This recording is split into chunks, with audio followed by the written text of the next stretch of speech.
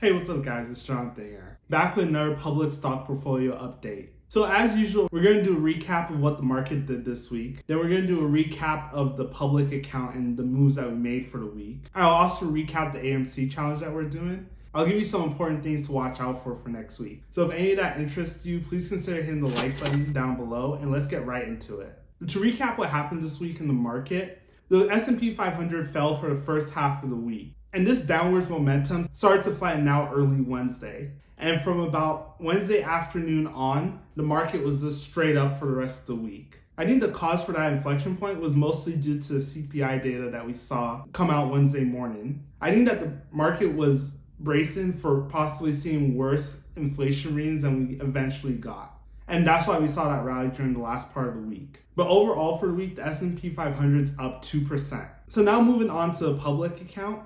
Like last week, I kind of got caught flat-footed again.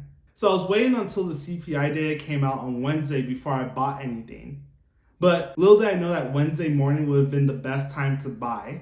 I ended up missing the best buying opportunity of the week. This is one of the risks you take when you try to time out your buys. But given that I'm invested in the long term, it doesn't really affect me that much in the long run. But in the short term, it is always kind of nice to buy at the bottom. The problem is that we don't know where the bottom is. So we kind of just have to take these random guesstimates. Because I waited, most of the stocks I bought have kind of gotten out of reach for me to buy more of them, in my opinion. This Friday, I went ahead and I bought $10 worth of VTI. VTI is an index fund that represents the entire US stock market. So for me, when it comes to cash in a brokerage account, I usually don't like to leave it as cash. I'll usually invest it in a broad, low-fee index fund that represents the entire market, hence something like VTI. So I still have exposure to the market. And what I'll do is, if I see any individual stocks that I'm interested in buying, I'll sell my position in VTI, and I'll use that money to go buy the individual stock that I'm interested in buying.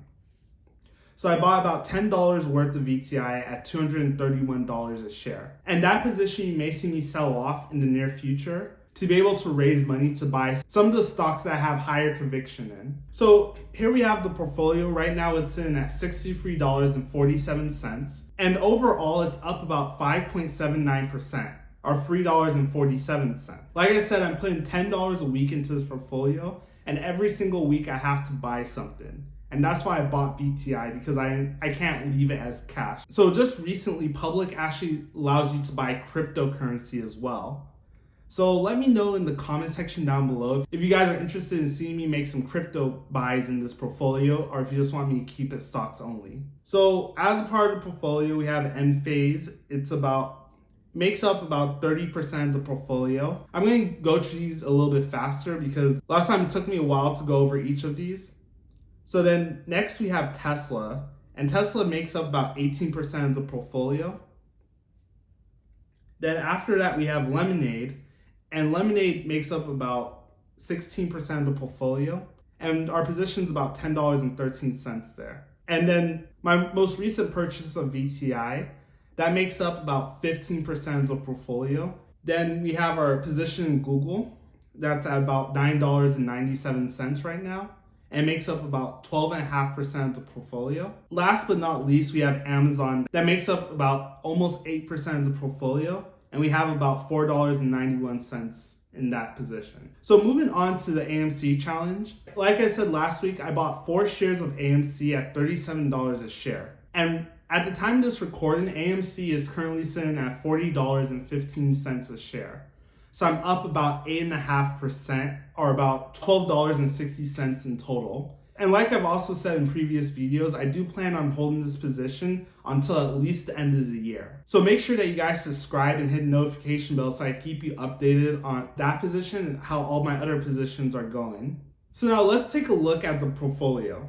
So important things to watch out for next week. So right now, most of the negative catalysts that we have in the market has basically evaporated, at least the negative short-term catalysts. The last big one that I had was the CPI report, and that one pretty much came at par to expectation. So I think we're gonna have quite a while until we start to see any more catalysts in the stock market.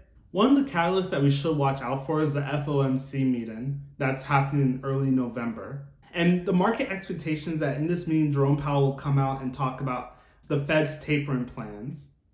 And the general consensus is that the Fed will start tapering next month and they'll continue until mid next summer. But I think with the slight uptick we've seen in inflation recently and some of the catalysts for that uptick, for example, the fact that our supply chains are still messed up and we're almost in the holiday season, I really think that the Fed is probably going to start tapering more aggressively, and it may actually finish tapering a lot sooner than midsummer. Maybe something like mid to late spring, so like an April, May timeframe. It's definitely important to look out for the FOMC meeting, not necessarily the fact that they're going to taper, but the rate that they are going to taper at.